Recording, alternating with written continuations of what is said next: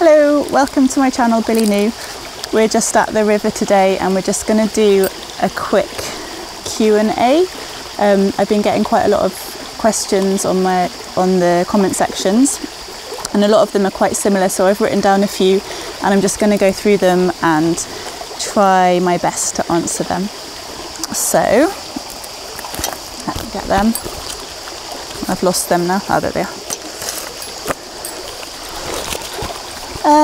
So a big one, does the colour stay in fabric if you wash it? So the short answer is yes, it does, but it's not going to stay in your fabric if you treat it like something that's been synthetically dyed. So you're not going to go and wash your naturally dyed fibres on a hot wash in the machine. The best way to keep the colours for as long as possible is to wash them gently with cool water and some pH neutral soap.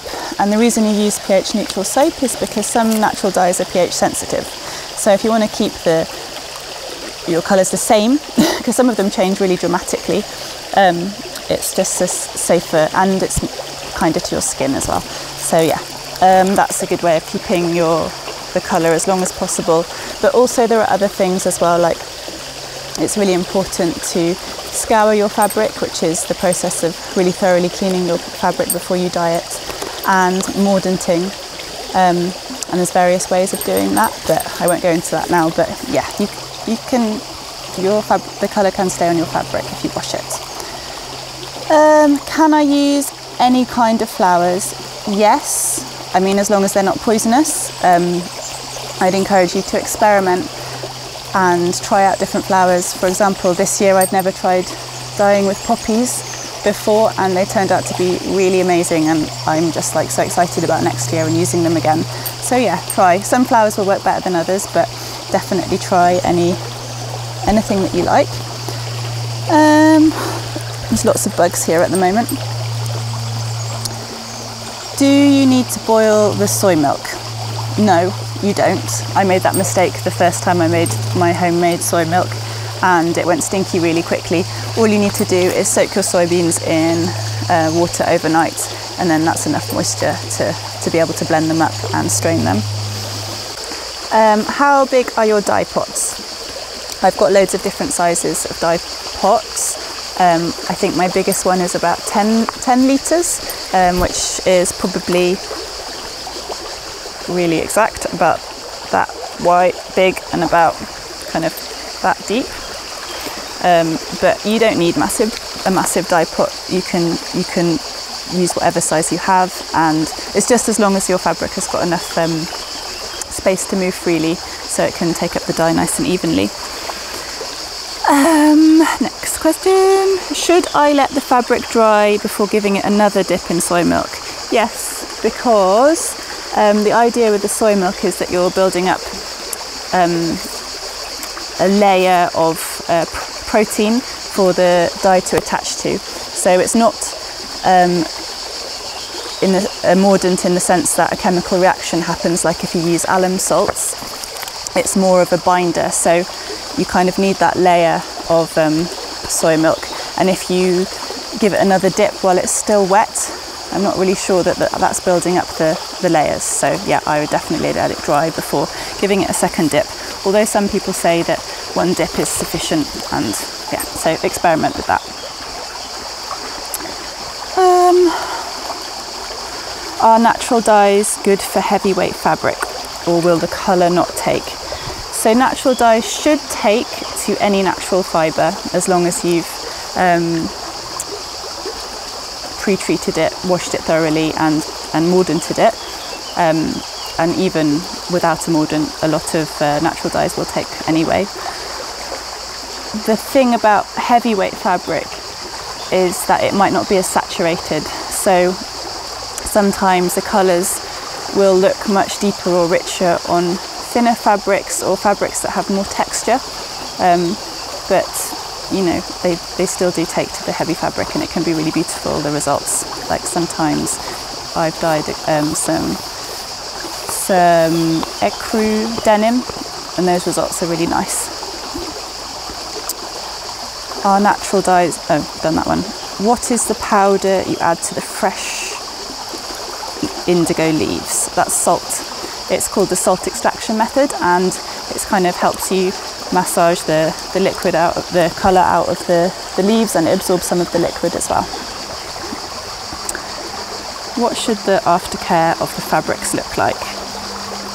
Really just being gentle with them and kind to them.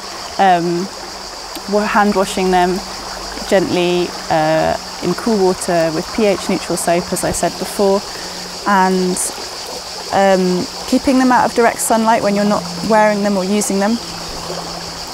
That's just being kind to them.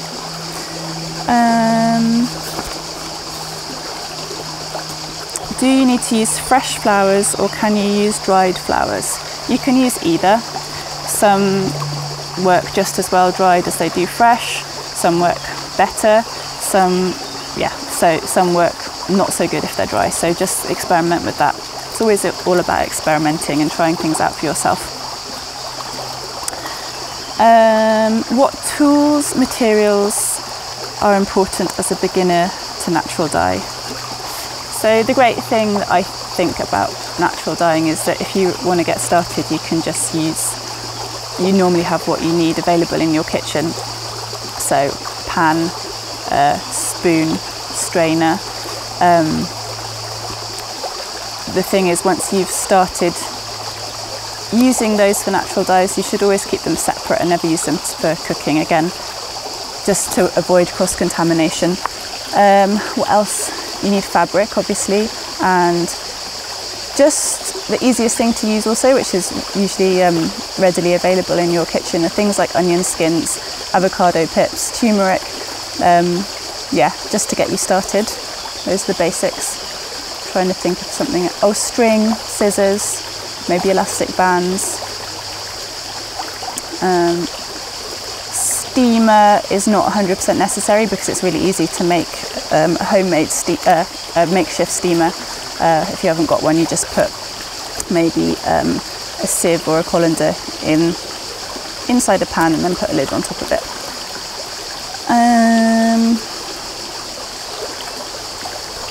My results came out patchy. Could it be because I didn't strain the dye bath? Yes, it could be because you didn't strain the dye bath. It could also be that you didn't clean your fibre thoroughly before dyeing it. It could be that you didn't mordant it thoroughly. It also could be, like, sometimes I find if I don't soak the fibre before putting it into the dye bath, that can make my results a bit patchy. The idea behind soaking it is that it means that as soon as you put the fibre in the dye bath, all the colour is absorbed evenly into your fibre or fabric.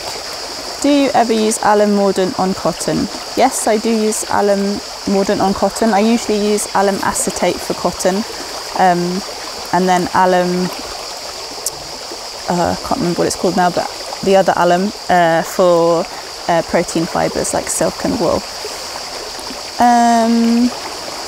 Do you know what plants can make a black dye?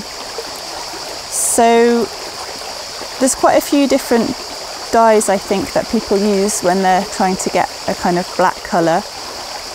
Things like black walnut husks, logwood, and using iron as a mordant and a colour shifter. When I try and make a black dye, I often kind of layer the colours, so it won't just be one particular dye. It'll be a few different ones on top of each other to try and get the as black as possible colour, although I would say it's never really a true black. How can I store the dye after dyeing? You can store it in a pot in the fridge or a jar in the fridge if you want to reuse it. Is soy milk also suitable for silk? Yes, it is, and it's a really good idea if you're doing the salt leaf extraction method to give your silk a little dunk in soy milk beforehand.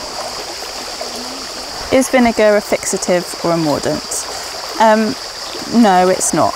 it's more of a kind of way to brighten some colours. It's also quite acidic, so some colours it will even shift and change them.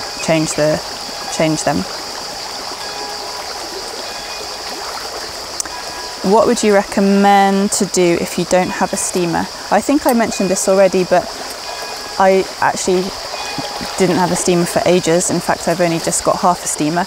But you can either just put a pan, put a little bit of water in your pan and put a colander or a sieve or something inside the pan and then put a lid on top.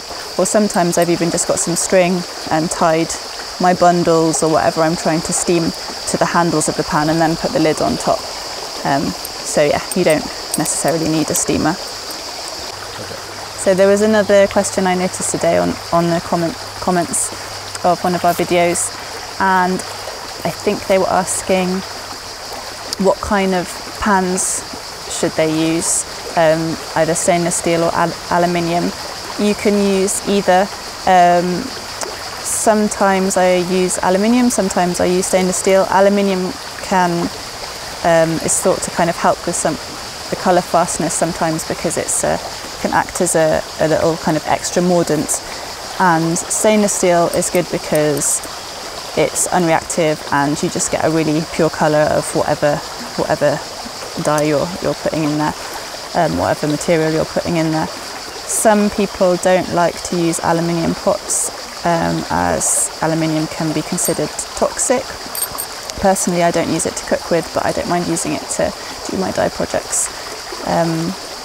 Yeah, so either or, experiment. You can use copper pots as well. Some people do that. Yeah. Thank you for listening to our Q&A. I hope that I have answered some of your questions. And if you have more questions, please don't hesitate to write them in the comment sections below. And I'll do my best to answer as many as I can. If you want to check out some of the products, some of the naturally dyed products that I make, please head over to BillyNou.com. And yeah, we have a few things like some ebooks and stuff like that available, just to introduce you to the world of natural dye. Yeah, thanks. And don't forget to like, comment and subscribe, because it really helps our channel grow and thrive. Thank you.